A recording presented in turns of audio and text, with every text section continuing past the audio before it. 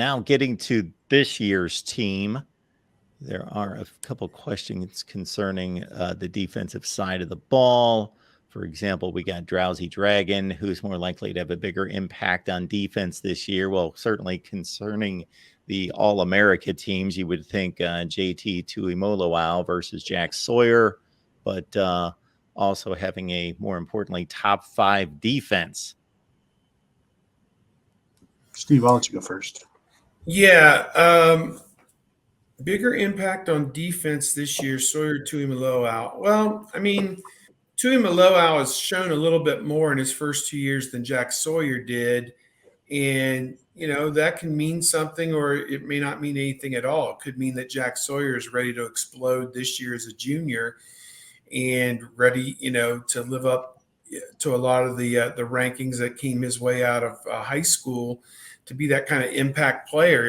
If the answer is both of them, which, you can't have one guy have a bigger impact than the other, and have the answer be both of them. But I think that that would be what suits most Ohio State people fine, because if they're both bringing heat off each edge, how do you account for that? I mean, you can't put an extra tight end on both ends to block them. Then you'd only have 2 guys on the pattern, and that's not going to work. So, I think that as long as they get good, consistent pressure up front and can impact games a little bit more than they have the last couple of years, that's what we're looking for. That's what because the tone is set up front. The games are won and lost up front, and that's stopping the run, containing the run, and then pressuring the passer and making the quarterback make mistakes, force the quarterback into negative plays, and get deflections, get punch outs, all these things.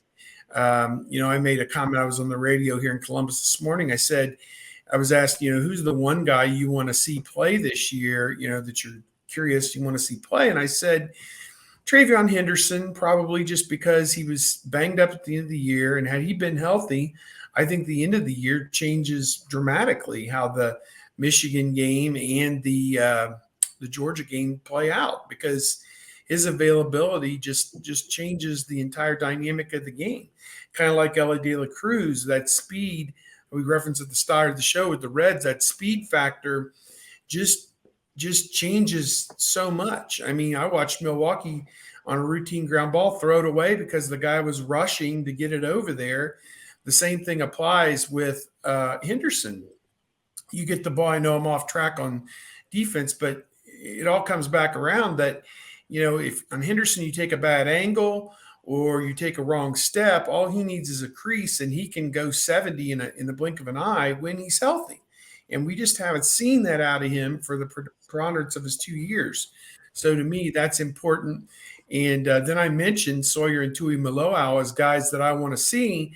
And with Tuimoloau, I referenced the Penn State game, which is probably the greatest single game any player on the defensive side of the football has ever played at Ohio State, if not number one, certainly in the top 5, with everything he did to impact the outcome of that single game, and all the negative plays and setting up touchdowns, scoring a touchdown, everything else that he did was so incredible in that game. You don't look for him to play and have that kind of an impact every week, but what you do look for is for him to make 1 or 2 of those plays every week. That's the mark of a true All-American, somebody who is consistent and a consistent force in every game they play. Chase Young had that. Nick and Joey Bosa had that. We're looking for JT Tuimoloau and Jack Sawyer to exert that. Phil Steele has Tommy Eichenberg as a first-team All-American linebacker, and he watches all the games, scouts all the players, has them rated, has every linebacker rated 1 to 135 at their position in the country. I mean, this guy is meticulous with how he views every player who plays in a FBS game. He watches the tapes each week and rates the guys. So to me, that's pretty impressive to see that.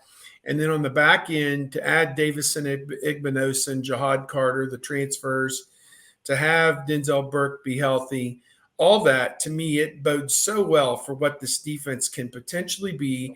They slammed the door on most of the teams they played last year. Maryland dinged them for 30 points, and that was that portended not good stuff the next two games, obviously, because they couldn't keep Michigan or Georgia out of the 40s. And that, as they say, was that. Top five defense. I guess what metric are we talking about? Are we talking about yards? Talking about points? I always like to look at like yards per play to get a better idea. But I think you're going to have close to a top 10 defense, and they were close to a top 10 defense except for two bad quarters last year, one against Michigan and one against Georgia. Those two fourth quarters doomed them. This past week, I went back and looked at how many times last year, how many quarters did the Buckeye defense give up like more than 10 points in a quarter? And I believe it was 7 times. One of them was in a rout against Wisconsin. The other 3 were the 3 best offenses they played: Penn State, Michigan, and Georgia. So it's like you shut everybody else down, but you give up more than 10 points in half of your quarters against Penn State and Michigan and Georgia. So it's hard to paint that in a great picture. But if you just close those gaps, and I think that you will have that this year. I mean, second year in the defense, second year in the system for everybody.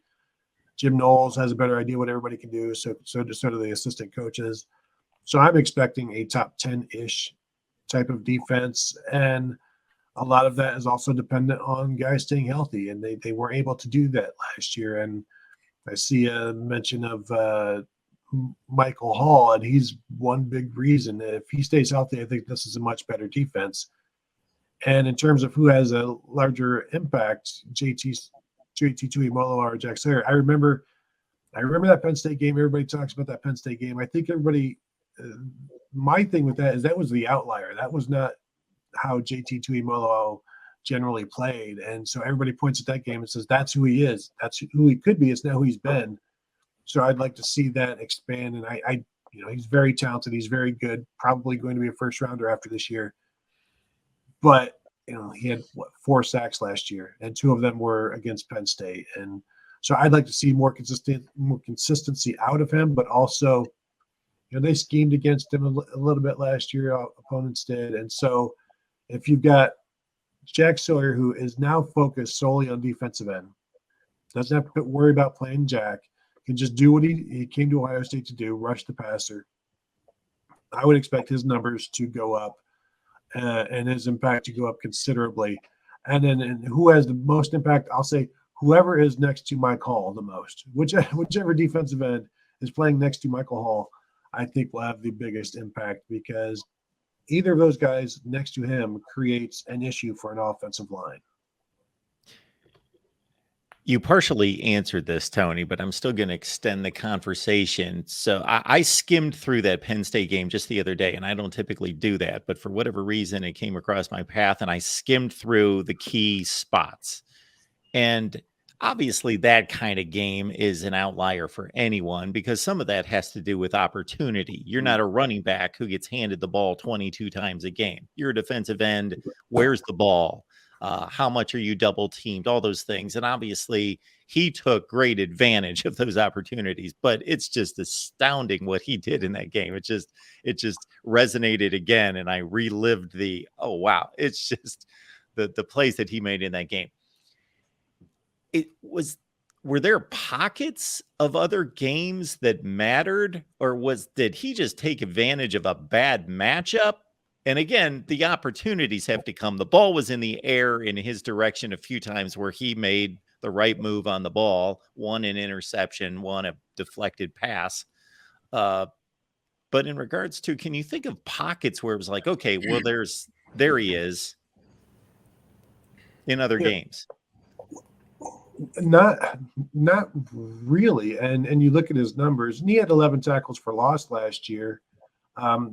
1 each in the first 3 games, and then 3 against Penn State. He had 2 against Michigan. Does anybody remember those 2 against Michigan? Because I sure don't. But he had sacks in 3 games last year. The other big pocket that you will that I remember would be Michael Hall against Michigan State, playing in 8 snaps and getting 4 sacks, with one of those being taken away from him by a Zach Harrison penalty. That to me was incredible. Michael Hall again against Notre Dame, creating an impact for a span of time. But again, I think JT Tuimoloau is going to be just fine. It just feels like that Penn State game is what people think he was, or what they give him the benefit of the doubt. And I'm just saying, if he doesn't do that this year, people are going to start to get upset about their own bloviations that they had for him. So I don't expect him to have another 2 interception game, 3 tackles for loss, 2 sacks, 1 or 2 forced fumbles. I'm going to go out on a limb and say that, as Steve said, it was an all-timer. I think you could put that up there with Chase Young against Wisconsin in 2019, where he had like 4 sacks or whatever. That was the most dominating performance I've ever seen.